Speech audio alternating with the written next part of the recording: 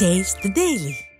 விருதுநகர் மாவட்டம் வெம்பக்கோட்டை அருகே உள்ள விஜய கரிசல் குளத்தில் 3ஆம் கட்ட அகழாய்வு பணியில் சுடுமண்ணால் ஆன பானைகள், தட்டுகள் கண்டெடுக்கப்பட்டுள்ளன.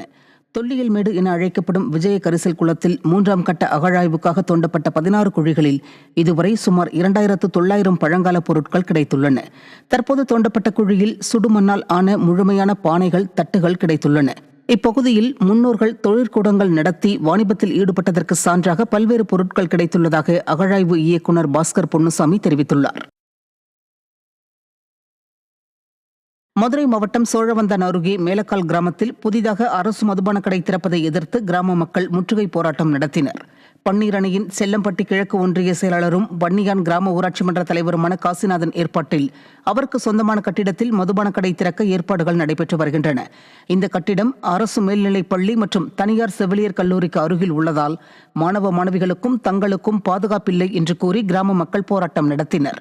எதிர்ப்பையும் மீறி திறந்தால் சாலை மறியல் போராட்டத்தில் ஈடுபடுவோம் என்றும் எச்சரித்த மக்கள் பன்னீர் அணியின் காசிநாதனும் ஸ்டாலின் அரசு அதிகாரிகளும் மக்கள் விரோத போக்கில் செயல்படுவதாக குற்றம் சாட்டினர். திண்டுக்கல் மாவட்டம் கொடைக்கானலில் உள்ள பூம்பாறை மலைப்பகுதியில் சுற்றுலா பயணிகளை ஏற்றிச் சென்ற ஜீப் வாகனம் கவிழ்ந்த வீடியோ காட்சி வெளியாகி பதைப்பதைப்பை ஏற்படுத்தியுள்ளது.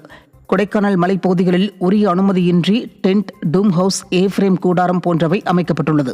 இங்கு வரும் சுற்றுலா பயணிகள் ஆபத்தான முறையில் சரக்கு வாகனத்திற்கு பயன்படுத்தும் பிக்கப் மற்றும் ஜீப் வாகனத்தில் ஏற்றிச் செல்லப்படுகின்றனர். அசம்பாவிதங்கள் ஏற்படும் அபாயம் உள்ள நிலையில் ஸ்டாலின் அரசின் மாவட்ட நிர்வாகமும் சுற்றுலாத்துறையும் எவ்வித நடவடிக்கையும் மேற்கொள்ளாமல் ஆழ்ந்த உறக்கத்தில் உள்ளதாக பொதுமக்கள் குற்றம் சாட்டுகின்றனர்.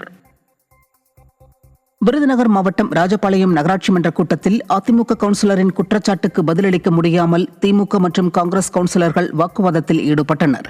ராஜபாளையத்தில் விடியா திமுக ஆட்சியில் தாமிரபரணி கூட்டு குடிநீர் திட்டப் பணிகள் முறையாக நடைபெறவில்லை என அதிமுக கவுன்சிலர் சோலைமலை நகராட்சி கூட்டத்தில் குற்றம் சாட்டினார்.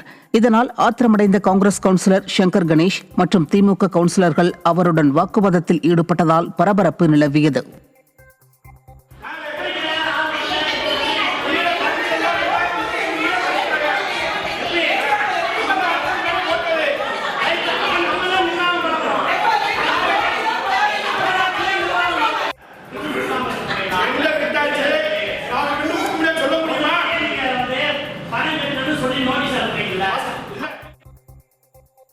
தேனி மாவட்டம் பெரியகுளம் அருகே சுற்றுலா வேனும் காரும் நேருக்கு நேர் மோதி விபத்துக்குள்ளானதில் 3 பேர் சம்பவ இடத்திலேயே உயிரிழந்தனர். பெரியகுளம் அருகே காட்ரோடு பகுதியில் தேனியில் இருந்து ஏற்காடு சென்ற சுற்றுலா வேனும் கேரளாவில் இருந்து தேனி நோக்கி வந்த காரும் மோதிக்கொண்டதில் காரில் பயணித்த 4 பேரில் 3 உயிரிழந்தனர். மற்றொருவர் படுகாயமடைந்தார்.